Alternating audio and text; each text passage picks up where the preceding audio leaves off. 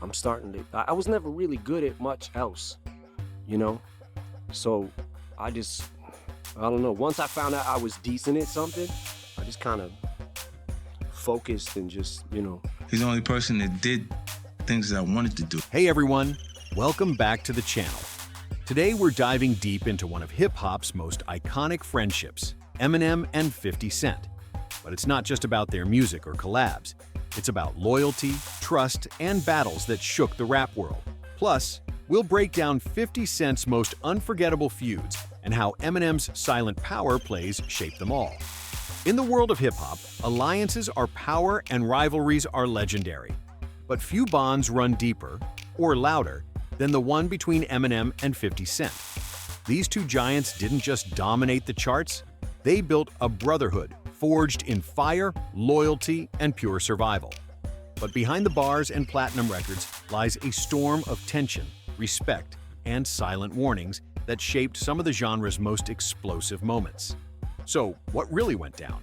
Why is Rick Ross still terrified of 50 Cent?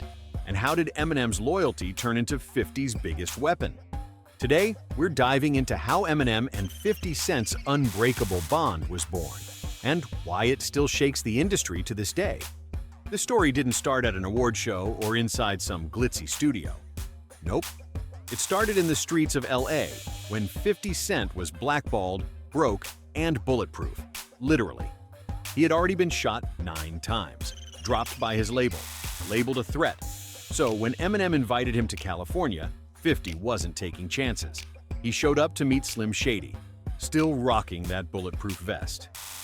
50 Cent stepped into that meeting with his guard all the way up, not knowing what to expect. He half suspected this might be a setup, like some wild prank from MTV's old show Punk. But there were no hidden cameras, no jokes, just a real moment that would change both their lives forever. At the time, Eminem had just dropped the Marshall Mathers LP, one of the biggest rap albums in history, selling over 1.7 million copies in just the first week. He was on top of the world, untouchable, unstoppable. But what shook 50 was how genuinely hyped Eminem was to meet him. Slim gave him a big hug, noticed the bulletproof vest, and laughed.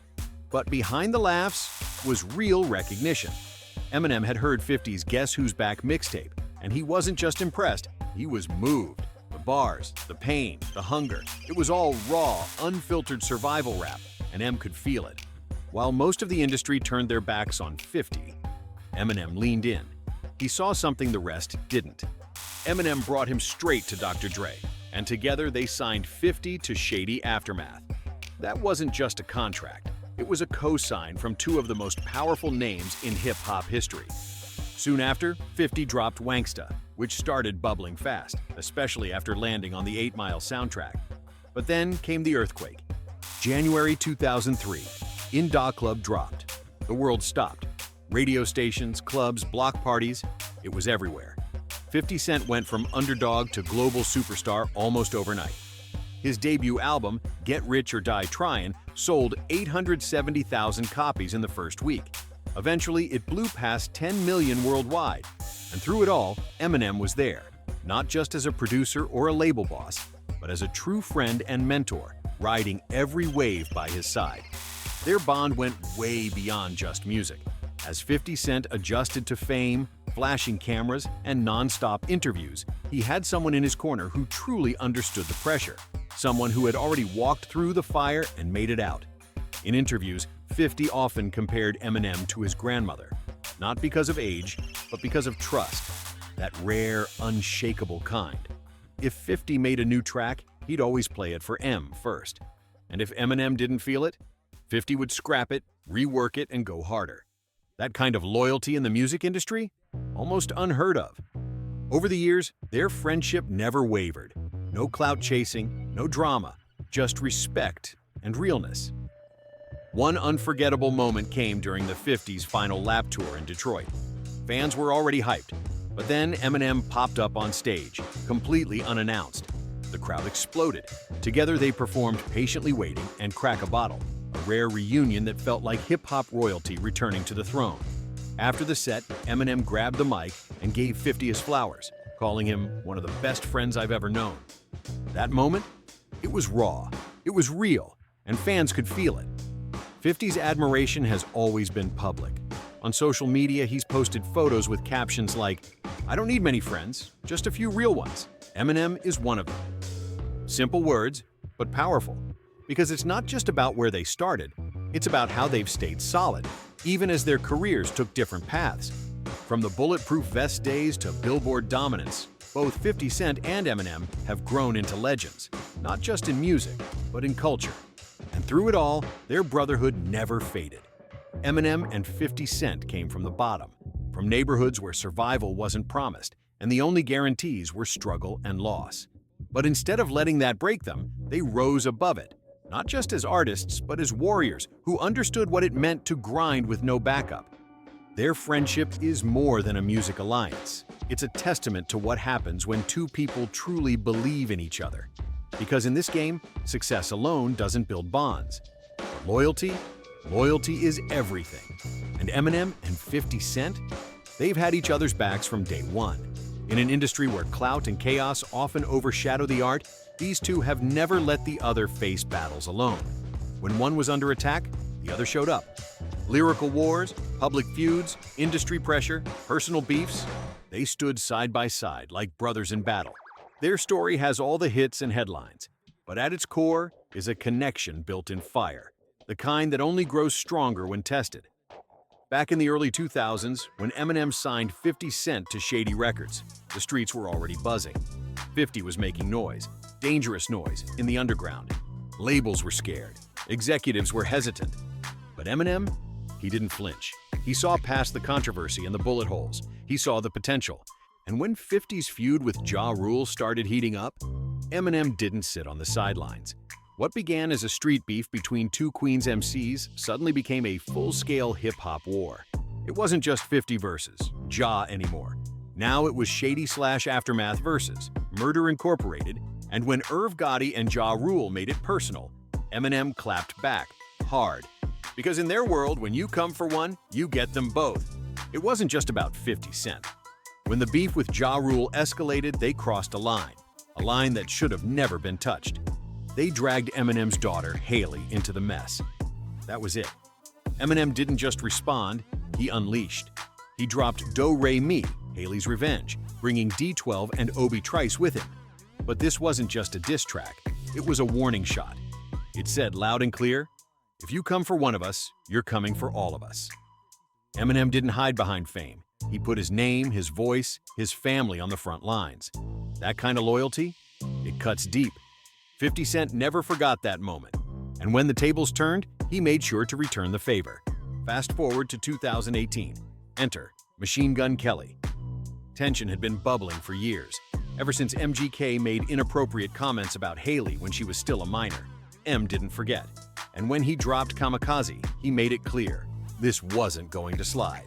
Then came Killshot, a direct hit.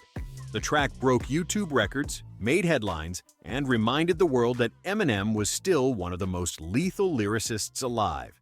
And 50? He was right there. He praised Killshot on Instagram, backing his brother with pride. Because even though Eminem didn't need help on the mic, support matters. Public loyalty speaks volumes. It tells the world, this bond is deeper than rap. And that loyalty didn't stop with MGK.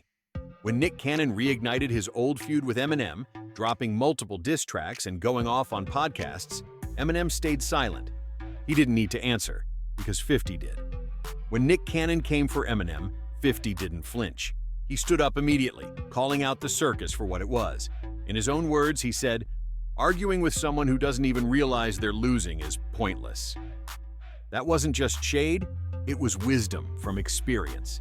50 had seen it all before. People trying to stay relevant by picking fights with giants. But he wasn't about to let anyone take shots at M without feeling the heat. Eminem, meanwhile, stood tall in his own way. When Benzino, co-founder of The Source, tried to drag M's name through the dirt by releasing an old tape from his teenage years, Eminem didn't duck or deflect. He owned it.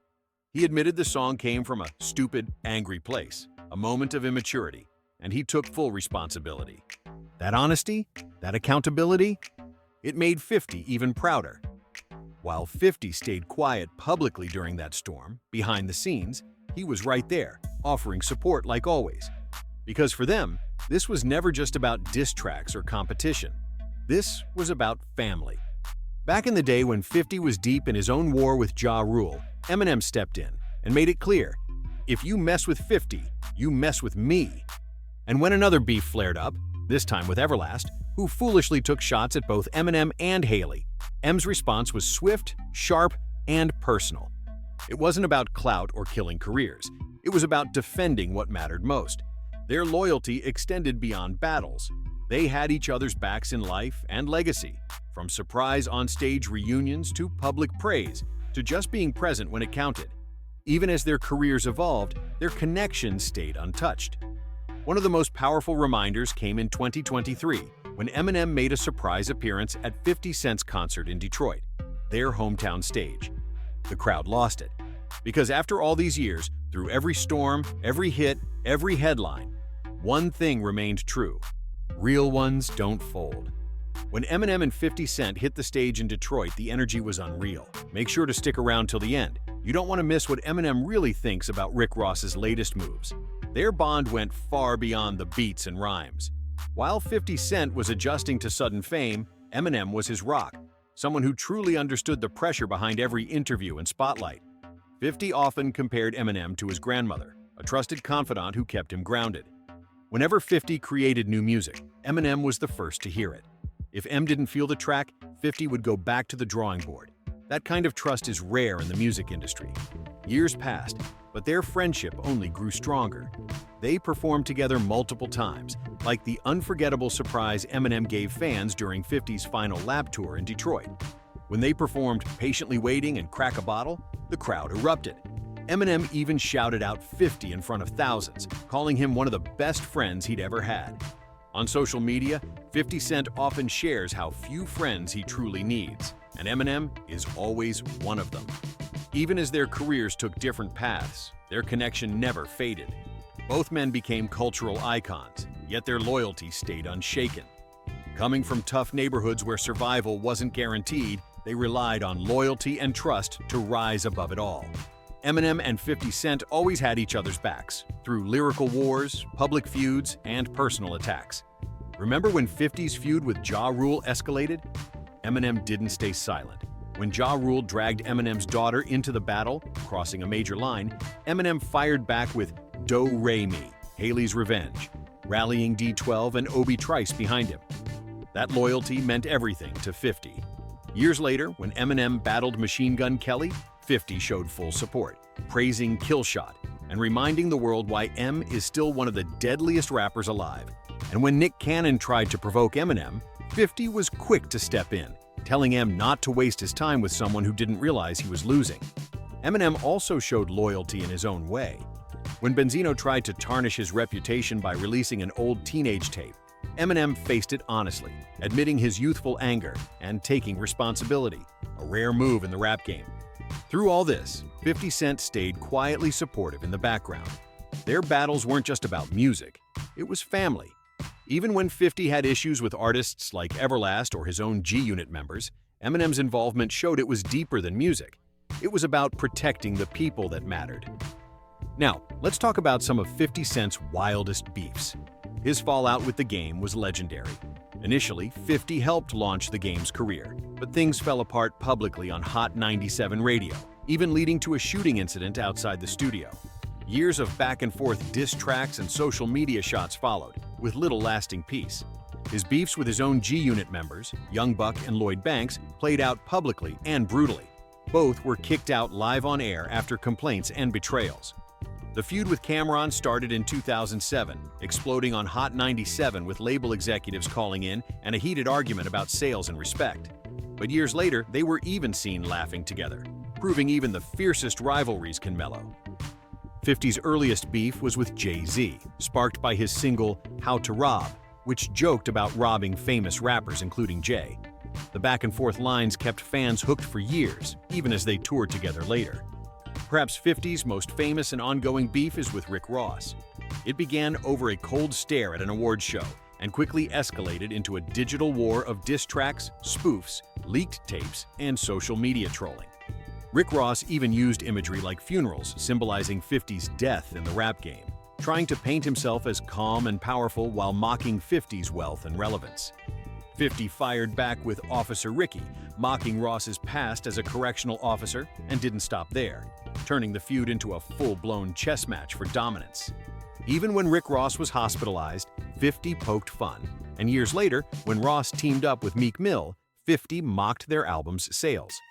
Ross claims he's moved on, but the tension between them is far from over. It's a simmering battle of control, reputation, and pride. You might be wondering, where's Eminem in all this? While 50 Cent and Rick Ross traded blows, Eminem stayed unusually quiet. But silence doesn't mean absence with M.